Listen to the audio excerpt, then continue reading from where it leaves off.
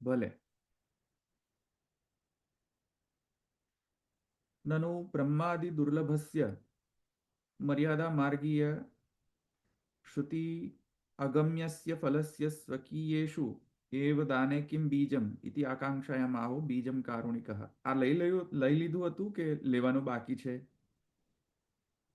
બાકી છે ભાઈ બાકી ધવલભાઈ. બાકી છે. ઓકે.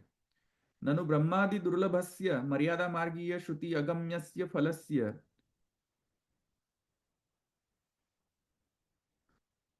સ્વકીયેષુ દાને કિમ બીજમ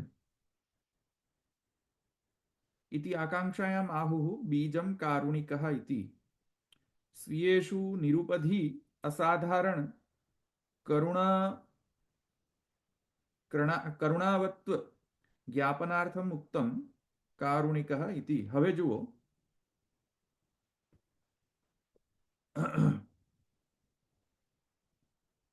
હવે જુઓ અહીંયા શું છે કે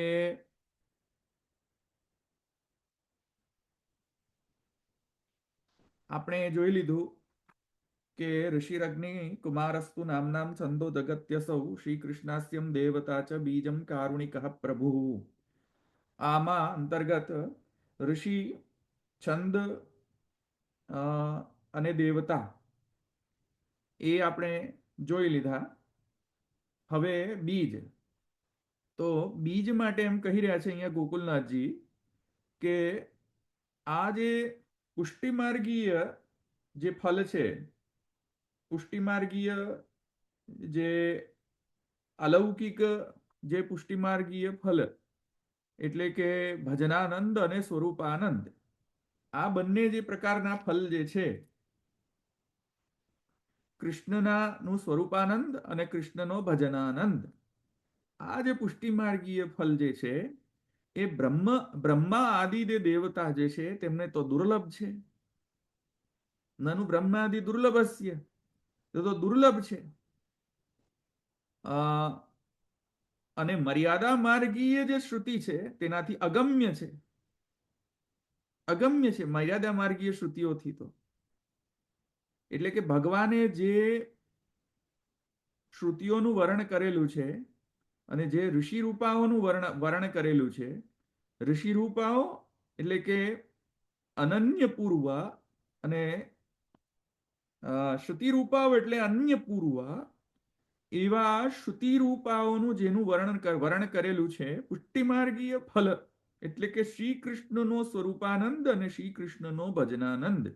સ્વરૂપાનંદ એટલે સંયોગાત્મક ફલ અને ભજનાનંદ એટલે કે વિપ્રયોગાત્મક ફલ. તો એ જે સર્વાત્મ ભાવ, વિપ્રયોગાત્મક સર્વાત્મ ભાવ અથવા તો સંયોગાત્મક સર્વાત્મ ભાવ, આ બંને જે ફલ જે છે તે ભગવાને જો કે અન્ય પૂર્વ શ્રુતિ રૂપાઓને તો દાન કરેલું છે અને અનન્ય પૂર્વ ઋષિ રૂપાઓને તો દાન કરેલું છે, પણ કિંતુ બ્રહ્માદિ દેવતાને તો દુર્લભ છે. ઇન્દ્રાદિ દેવતા, બ્રહ્માદિ દેવતા ઇત્યાદિ દેવતાને તો આ પુષ્ટિમાર્ગીય ફલ જે છે એ તો દુર્લભ છે. અને મર્યાદા માર્ગીય શ્રુતિ જે છે તે તો અહીંયા અગમ્ય છે. આ ભગવાનના જે સ્વરૂપ અને ભગવાનનો જે આ જે ભગવત પ્રદ જે ફલ, પુષ્ટિમાર્ગીય ફલ, એ તો બહુ જ અગમ્ય છે. જેમ મહાપ્રભુજી પુષ્ટિ પ્રવાહ મર્યાદા ભેદની અંદર કહે છે કે શુદ્ધા પ્રેમણા અતિ દુર્લભા. શુદ્ધા પ્રેમણા અતિ દુર્લભા એટલે કે શુદ્ધ પ્રેમ, નિર્ગુણ નિરુપધિક પ્રેમ જેને નેચરલી હોય કૃષ્ણ પ્રત્યે, એ તો બહુ જ દુર્લભ છે ભાઈ. એવા જે શુદ્ધ પુષ્ટિ ભક્તિ માર્ગીય જીવ બહુ દુર્લભ છે. શુદ્ધા પ્રેમણા અતિ દુર્લભા. તો એવા મર્યાદા માર્ગીય શ્રુતિ અગમ્યસ્ય ફલસ્ય સ્વકીયેષુ દાને કિમ, જે ભાઈ બ્રહ્મા આદિને દુર્લભ ભાઈ હે, જે ઇન્દ્ર આદિને દુર્લભ, જે આ બધા દેવતાઓને દુર્લભ, તો એક સામાન્ય મનુષ્ય, આપણા જેવા સામાન્ય મનુષ્યને કઈ રીતે આ પુષ્ટિમાર્ગીય ફલનું દાન થઈ શકે ભાઈ? સમજ્યા કે નહીં? આ બધા ઉપર જે બિરાજે છે બધા દેવતાઓ, એમને તો આ બધું ફળ મળતું નથી, એમને મહાદુર્લભ છે આ બધું. તો આપણા જેવા અત્યારે લૌકિક જે સાંસારિક જીવો, મને બ્રજની અંદર જે તામસ બ્રજ ભક્તો છે, તો એમને કહેવાય છે કે દિવસ અને દિવસમાં એ કામ કરવા જતા અને રાત્રે થાકીને પાછા આવતા, તેમને ભગવાન મળી ગયા. તો એવી રીતે અહીંયા પણ એક પ્રશ્ન ચિહ્ન થાય છે કે નનુ બ્રહ્મા આદિ દુર્લભ છે. ભાઈ બ્રહ્મા આદિ દુર્લભ, એવું જે એવા બધાને પણ દુર્લભ અને મર્યાદા માર્ગીય શ્રુતિથી અગમ્ય જે છે, એવું ફલ, એવું સ્વરૂપ, એવું ભગવત સ્વરૂપ, એવું ફલ સ્વકીય સ્વકીયેષુ એવ દાને કિમ બીજમ. સ્વકીય લોકોને દાન કરવામાં કારણ શું? મહાપ્રભુજી સ્વકીયને દાન કરે છે, એટલે કે મહાપ્રભુજીના જે સેવક છે તેમને મહાપ્રભુજી આવી રીતે દાન કરે છે, જે શુદ્ધ પુષ્ટિ માર્ગીય ભક્તો છે એમને દાન કરે છે. તો આપણી તો શુદ્ધાંશ સુખીનશ્ચૈવ બ્રહ્મ વિદ્યા વિશારદા, હવે કોઈ પણ યોગ્યતા નથી કે આપણને આવો અતિ દુર્લભ શુદ્ધ પુષ્ટિ ભક્તિ માર્ગીય ફલ પ્રાપ્ત થાય. તો પણ છતાં પણ મહાપ્રભુજી જે છે તે કૃષ્ણાધરા મૃતા સ્વાદ સિદ્ધિરત્ર ન સંશય, એવું ગુસાઈજી સર્વોત્તમ સ્તોત્રની અંદર કહે છે કે આ સર્વોત્તમ સ્તોત્ર કરવાથી કૃષ્ણાધરા મૃતા સ્વાદ એ ફલ પ્રાપ્ત થશે, ભક્તિ માર્ગીય પ્રતિબંધનો નિવારણ થશે. તો આ ફલ આપણા જેવા સામાન્ય જીવોને કઈ રીતે દાન કરી રહ્યા છે આપણને, જે બ્રહ્માદિને દુર્લભ છે. તો એમાં બીજ, બીજ એટલે હેતુ, એમાં હેતુ શું છે, પ્રયોજન શું છે ભાઈ? તો એ કહી રહ્યા છે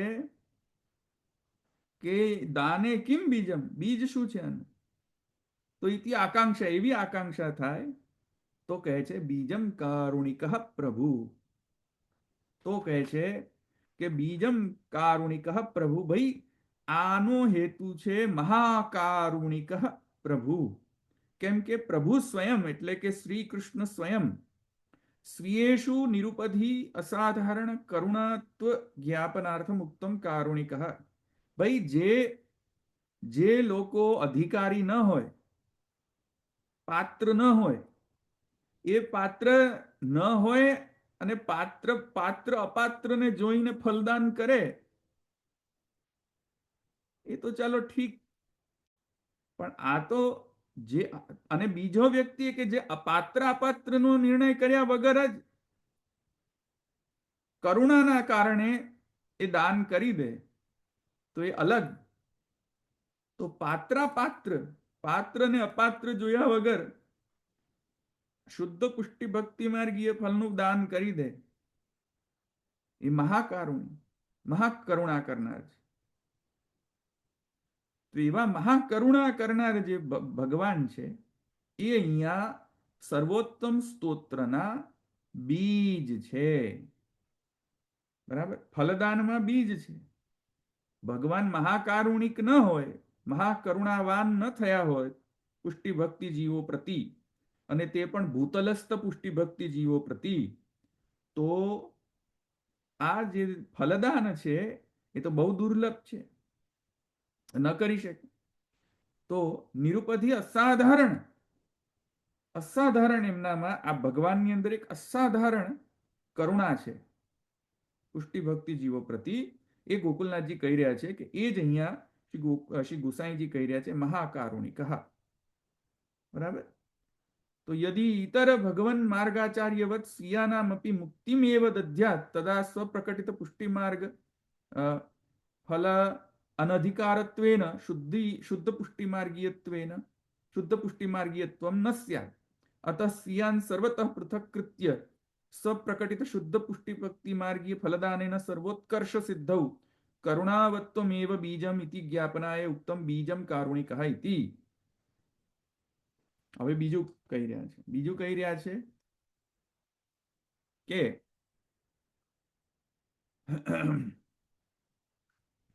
ભગવાન તો મહાકારુણિક છે જ, મહાકરુણા કરનાર છે ભગવાન. તો ભગવાનને કરુણા, ભગવાનમાં કરુણા નથી એવું કઈ રીતે કહી શકાય?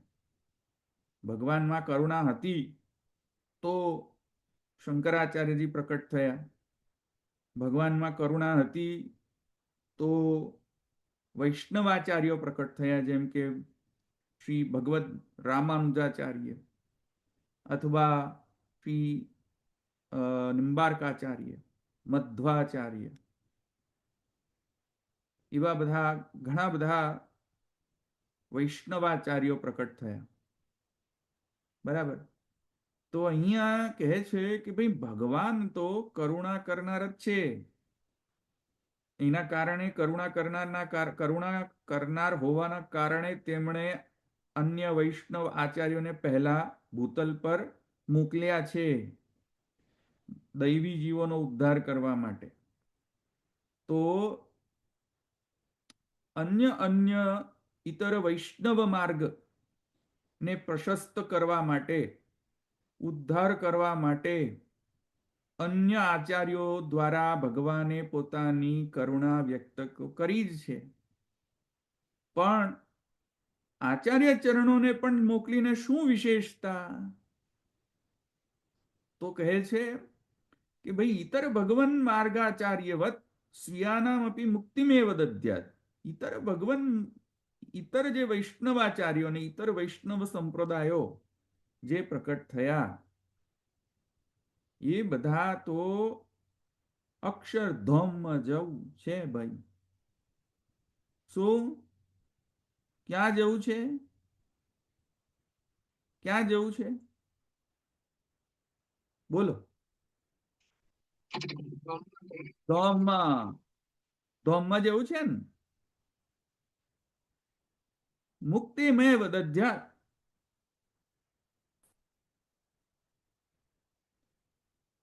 તો સાયુજ્ય સાર્ષ્ટી સાયુજ્ય સારૂપ્ય દીયમાનમ ન ગૃણંતિ મદ વિના સેવનમ. કપિલજી કહે છે ભાગવતની અંદર, દીયમાનમ ન ગૃણંતિ મદ વિના સેવનમ. ચતુર્વિધ સંપ્રદાય, અન્ય વૈષ્ણવ સંપ્રદાય, અન્ય આચાર્યો, એમની મહાકારુણિકતા કેવી રીતે ઉપપન્ન થાય છે, કઈ રીતે ઝલકે છે? ધમ લઈ જઈશું. બરાબર કે નહીં? એક તો સંપ્રદાયમાં તો એક સ્ટેમ્પ ઇન્વેન્ટ કર્યો છે, વિઝા. જોયો છે કે નહીં? વિઝા, એક વિઝા ઇસ્યુ થયો છે. વિઝામાં થપ્પો મારે કે મહારાજે અક્ષરધામ આપ્યું, બાપાએ અક્ષરધામ આપ્યું, એમ સ્ટેમ્પિંગ કરે છે હવે તો. આમ કે આ સ્ટેમ્પ અક્ષરધામ આપ્યું. એવું છે? તમારામાં હિંમત છે? કોઈ પણ આચાર્યની હિંમત છે કે સ્ટેમ્પ કરીને લખી આપે, કે આમ સાઇન કરીને સાથે લખી આપે કે અક્ષરધામ આપ્યું સ્ટેમ્પ કરીને? અત્યાર સુધી કોઈ આચાર્ય કરેલું છે?